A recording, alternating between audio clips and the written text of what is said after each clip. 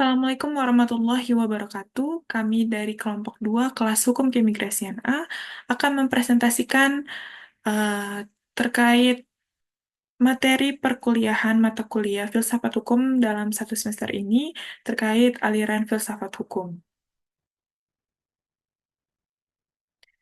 Berikut adalah anggota kelompok kami yang berjumlah 10 orang. Berikut adalah hal-hal yang akan kami bahas dalam video kali ini. Yang pertama yaitu aliran hukum alam.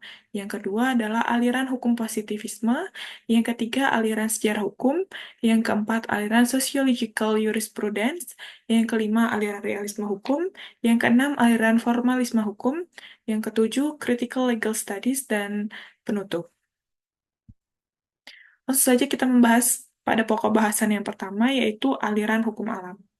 Aliran hukum alam ini merupakan salah satu aliran dalam filsafat hukum yang berpendapat bahwa hukum itu berasal dari Tuhan selain hukum positif yang dibuat oleh manusia. Nah, dalam kajian filsafat ini, hukum alam ini seringkali diposisikan sebagai hukum yang pertama yang lahir itu sekitar kurang lebih 2.500 tahun yang lalu dan masih berkembang sampai saat ini.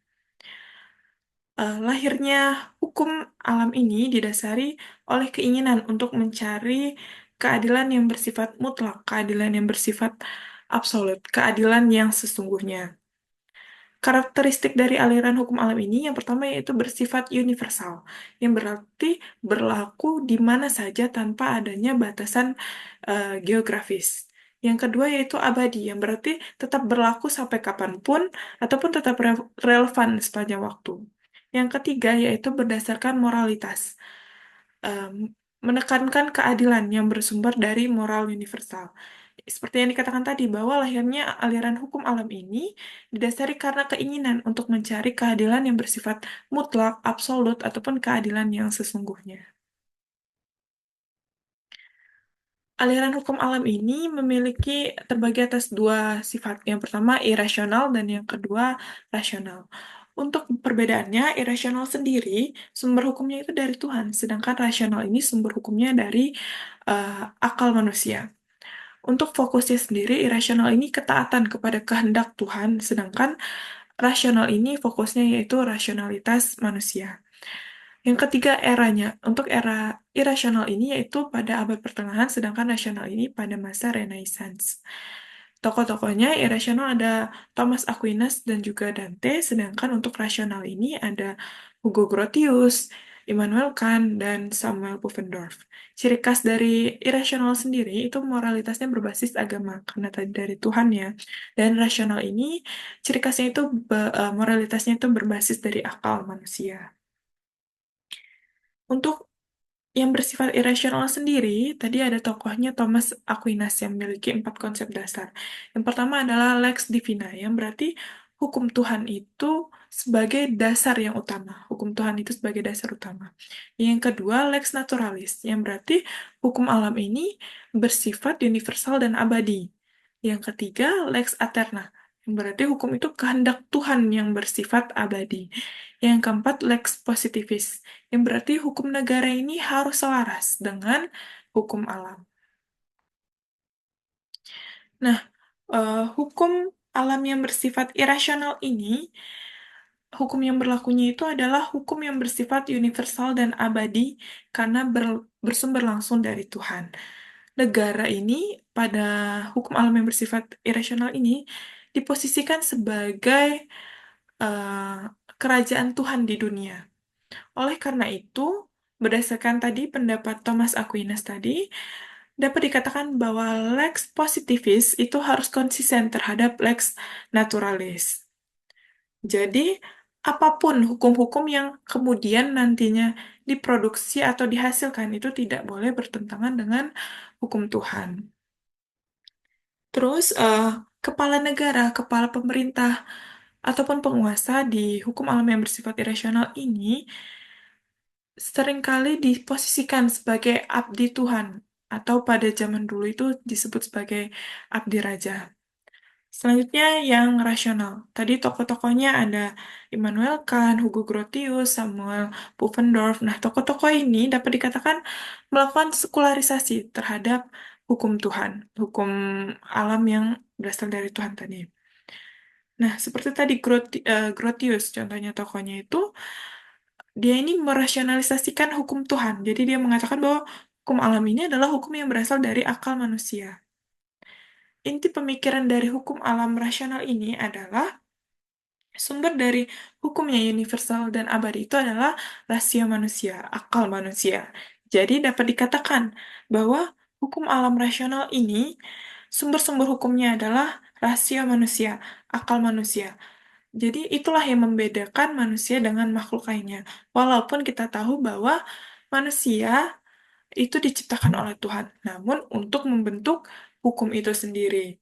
Jadi manusia itu, akal manusia itu diberdayakan untuk membentuk hukum. Jadi sebagai eh, Tuhan itu hanya memberikan kekuatan pengikatnya saja. Baik, di sini saya akan menjelaskan tentang aliran hukum alam dan tokoh-tokohnya dan relevansi dari hukum alam sendiri. Yang pertama ada Thomas Aquinas, menjelaskan bahwa lex divina dan lex aeterna sebagai sumber hukum. Kemudian penguasa harus menjadi abdi Tuhan. Kemudian tokoh selanjutnya adalah Hugo Grotius, yang menjelaskan bahwa sekularisasi hukum alam itu hukum berasal dari rasio manusia. Kemudian moralitas menjadi landasan hukum. Kemudian tokoh selanjutnya adalah Immanuel Kant, menjelaskan bahwa hukum sebagai ekspresi moralitas dan rasionalitas manusia. Kemudian ada pun relevansinya, relevansi hukum alam dalam konteks modern, seperti hak asasi manusia, prinsip keadilan universal, penerapan dalam hukum internasional. Baik, di sini saya akan menjelaskan terkait aliran hukum positivisme. Apa itu aliran hukum positivisme? Aliran hukum positivisme adalah salah satu cabang dalam filsafat hukum yang menekankan bahwa hukum adalah aturan-aturan ditetapkan oleh otoritas yang sah atau pemerintah atau lembaga yang berwenang dan tidak didasarkan pada nilai-nilai moral atau etika. Menurut aliran ini, hukum harus dipahami sebagai seperangkat peraturan tertulis yang harus ditaati karena telah dibuat oleh otoritas yang berwenang, tanpa memperhitungkan apakah hukum tersebut adil atau tidak menurut standar moral. Tokoh-tokoh aliran hukum positisme. Yang pertama adalah John Austin pada 1990 sampai 1859 mengembangkan teori command theory yang menyatakan bahwa hukum adalah perintah dari penguasa kepada rakyatnya didukung oleh ancaman sanksi dan menekankan bahwa kewajiban untuk mematuhi hukum karena berasal dari otoritas yang berdaulat.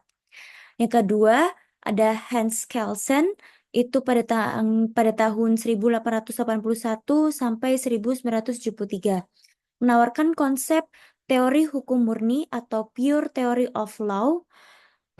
Ini menegaskan bahwa hukum harus dipisahkan dari ilmu lain seperti etika atau politik, mengembangkan ide tentang ground norm atau norm dasar yang menjadi sumber legitimasi seluruh hukum dalam suatu sistem. Yang ketiga, ada H.L.A. Hart itu pada tahun 1907 sampai 1992 mengkritisi Austin dengan menekankan pentingnya rules of recognition atau aturan pengakuan dalam sistem hukum, menjelaskan perbedaan antara aturan primer atau mengatur perilaku masyarakat dan aturan sekunder atau mengatur cara pembentukan dan perubahan aturan. Apa sih kelebihan dari aliran hukum positivisme? Yang pertama adalah kepastian hukum. Hukum yang ditulis dengan jelas dan dipisahkan dari moral memberikan kepastian kepada masyarakat. Yang kedua adalah sistematis dan rasional.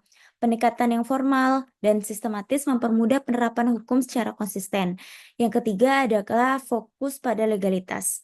Menjamin bahwa hukum diterapkan tanpa bias moral atau subjektivitas.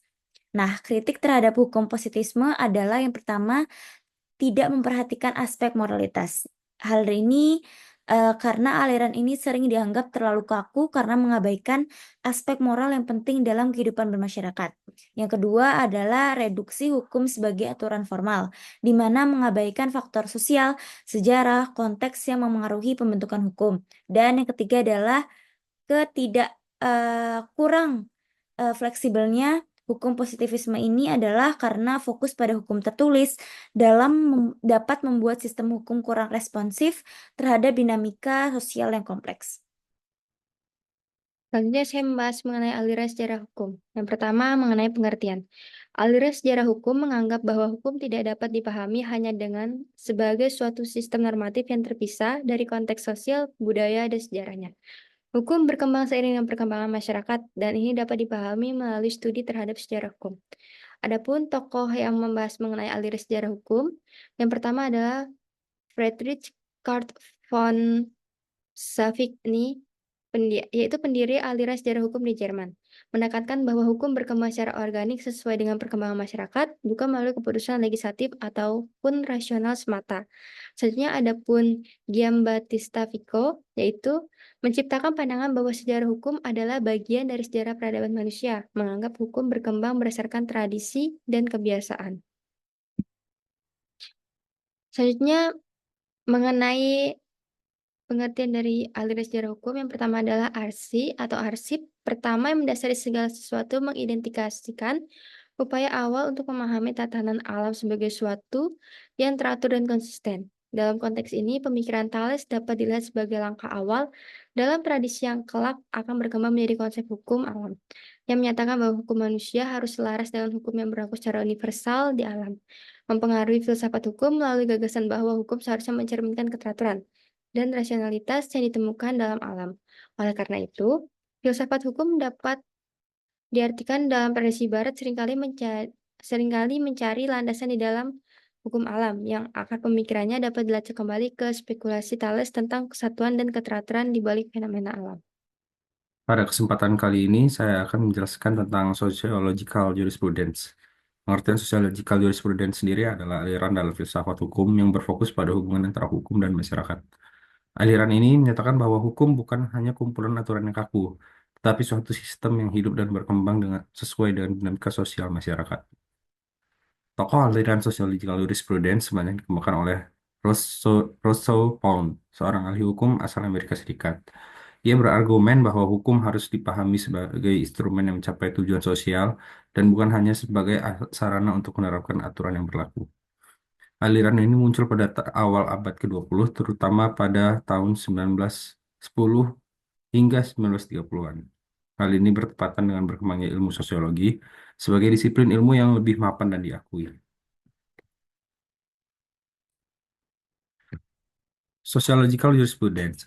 Aliran sosiologis ini penting karena menekankan bahwa hukum tidak bisa dipahami secara terpisah dari kondisi sosial dan masyarakat, di mana hukum itu berlaku pemahaman terhadap hukum sebagai sesuatu yang dinamis, yang dipengaruhi oleh kondisi sosial, memungkinkan hukum untuk lebih relevan dan efektif dalam menyelesaikan masalah sosial yang ada. Penerapan sociological jurisprudence secara umum dalam sistem hukum mengarah pada penerapan prinsip-prinsip hukum yang sensitif terhadap konteks sosial masyarakat, seperti menggunakan data sosial dalam pembentukan hukum, partisipasi masyarakat dan partisipasi masyarakat dalam pembentukan hukum. Nah, aliran ini seiring berkembangnya itu sering di Eropa ataupun di bagian belahan Amerika. Implementasi sociological jurisprudence. Dalam implementasinya itu, kalau untuk di Indonesia, dalam hukum keimigrasian di Indonesia, itu Indonesia yang menerima pengungsi, walaupun Indonesia sendiri tidak meratifikasi Konvensi 1951 dan Protokol 67. Jadi sebenarnya Indonesia tidak memiliki kewajiban untuk menerima pengungsi. Namun karena alasan kemanusiaan dan prinsip non-refoulement, Indonesia tetap menerima pengungsi walaupun hanya sebagai negara transit. Selanjutnya adalah aliran realisme. Aliran realisme adalah aliran dalam filsafat hukum yang menekankan pada realitas hukum sebagaimana adanya, bukan sebagaimana seharusnya. Realisme hukum lebih berfokus pada bagaimana hukum diterapkan secara praktis dalam kehidupan sehari-hari, termasuk peran hakim, lembaga hukum, dan proses pengadilan proses pengambilan keputusan yang seringkali melibatkan aspek non-yuridis seperti psikologi, sosiologi, dan aspek ekonomi.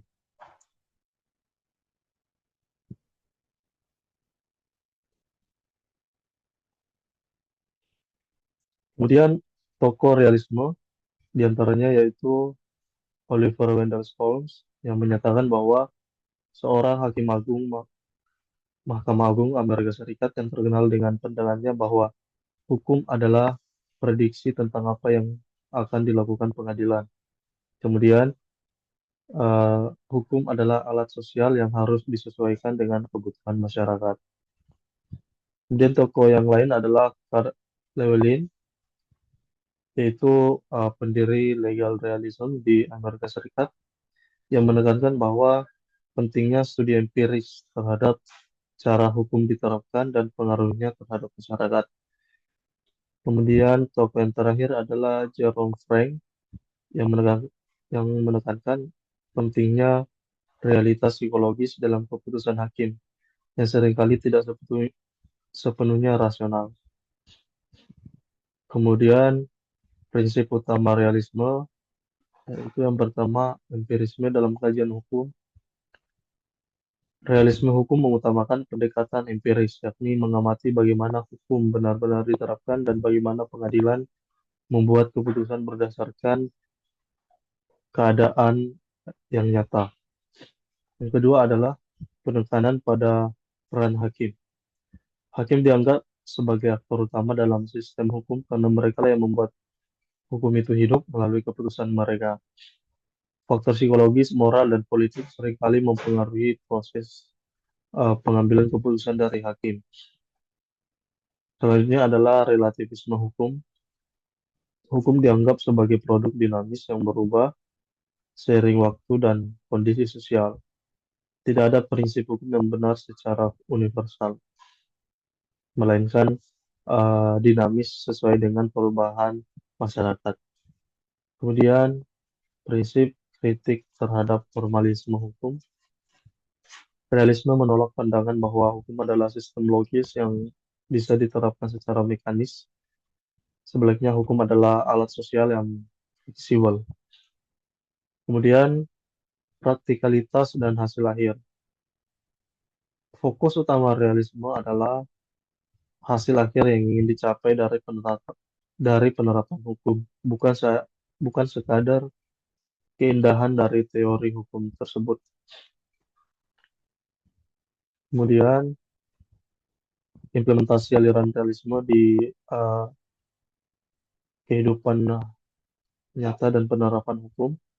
Yang pertama adalah hakim pada pengadilan yang mempertimbangkan latar belakang sosial dan kondisi psikologis terdakwa, bukan hanya fakta dan hukum yang tertulis.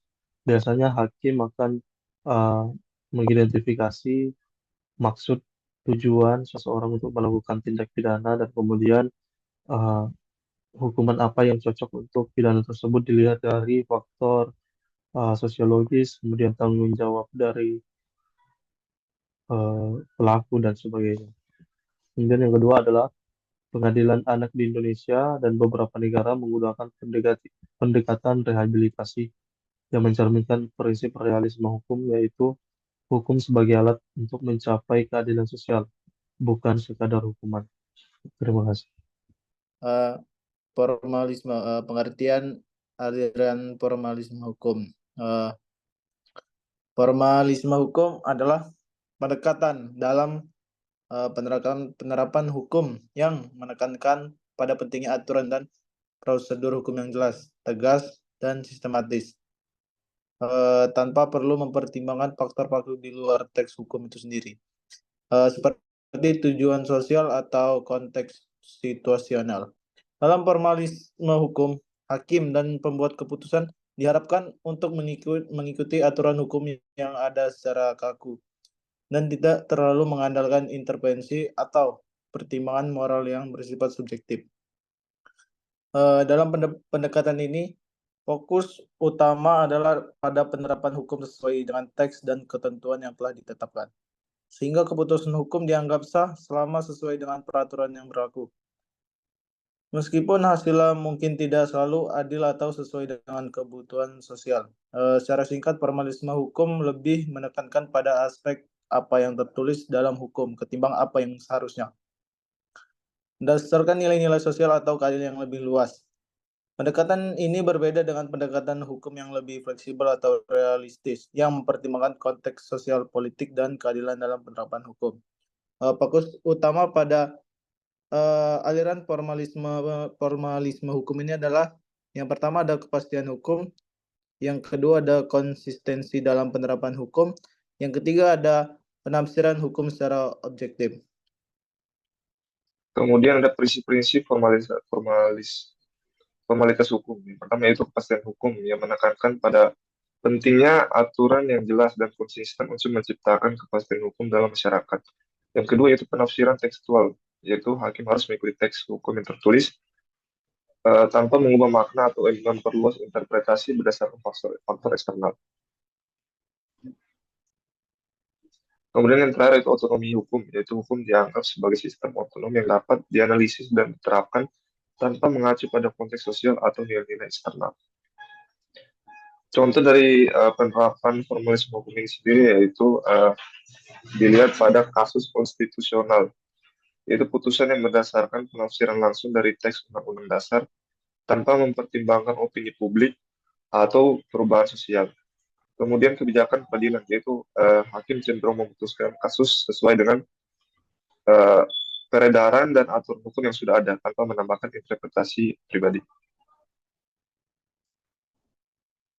Kemudian kalau dijelaskan kelebihan dan kekurangan dari aliran ini yaitu untuk kelebihan yang pertama itu mendapatkan kepastian hukum atau menghasilkan keputusan hukum yang lebih dapat diprediksi dan konsisten. Kemudian selain kepastian selain kepastian, aliran ini juga lebih objektif, yaitu mengurangi bias pribadi dan pengaruh luar pada putusan hukum. Kemudian itu kelemahan dari aliran ini yaitu bersifat kaku, kurang fleksibel dalam menyesuaikan dengan dinamika sosial dan perubahan konteks masyarakat. Kemudian mengabaikan realitas sosial, yaitu tidak mempertimbangkan faktor sosial, politik, atau ekonomi yang mempengaruhi kasus tersebut. Critical legal studies adalah aliran pemikiran hukum yang muncul sebagai kritik terhadap pemikiran liberal yang mengklaim hukum sebagai entitas netral, objektif, dan terpisah dari politik. CLS menolak gagasan ini dengan pandangan bahwa hukum tidak pernah berdiri sendiri di ruang hampa, melainkan selalu dipengaruhi oleh kepentingan politik, ekonomi, sosial, dan budaya. Dengan kata lain, hukum dianggap sebagai hasil dari relasi kekuasaan yang tidak netral. Hukum dianggap tidak selalu memberikan hasil yang pasti atau memutus perkara dengan adil. CLS berpendapat bahwa keputusan hukum yang seringkali adalah hasil dari keputusan politik yang memihak, bukan deduksi hukum yang netral. Melanjutkan pembahasan dari Critical Legal Studies atau CLS. Critical Legal Studies memiliki tujuan yang pertama untuk mendelegitimasi klaim hukum sebagai kebenaran netral. Di sini CLS menolak klaim bahwa hukum bebas dari nilai politik atau sosial dan menunjukkan bahwa hukum adalah alat dominasi. Kemudian membongkar relasi kekuasaan. Aliran ini berupaya mengungkap relasi kekuasaan dan dominasi yang tersembunyi dalam doktrin dan praktik hukum. Kemudian mereformasi hukum untuk mencerminkan nilai pluralisme. Critical Legal Studies mendukung rekonstruksi hukum agar lebih inklusif terhadap nilai-nilai sosial yang beragam dan responsif terhadap kebutuhan masyarakat. Kemudian yang terakhir mendorong transformasi sosial.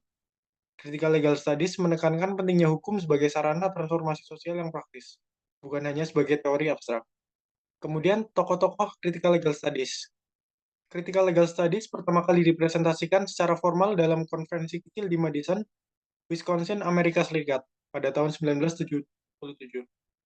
Tokoh-tokoh utama dalam aliran ini meliputi yang pertama ada Duncan Kennedy. Merupakan salah satu pendiri Critical Legal Studies yang banyak menulis tentang hubungan hukum dengan ideologi dan struktur sosial. Kemudian ada Karl Clare yang berfokus pada analisis hukum dan dari perspektif sosial dan ekonomi. Kemudian ada Morton Horwitz yang menekankan pentingnya memahami sejarah hukum untuk mengungkap bias kekuasaan yang tertanam dalam sistem hukum. Yang terakhir ada Roberto M. Unger, mengajukan gagasan bahwa hukum harus dilihat sebagai institusi sosial yang dapat diubah untuk menciptakan keadilan yang lebih besar. Sekian presentasi dari kelompok kami. Terima kasih. Wassalamualaikum warahmatullahi wabarakatuh. Baik, sekian presentasi rangkuman perkuliahan mata kuliah Filsafat Hukum dalam semester ini. Kurang dan lebihnya mohon dimaafkan. Wabillahi taufiq wal hidayah. Wassalamualaikum warahmatullahi wabarakatuh.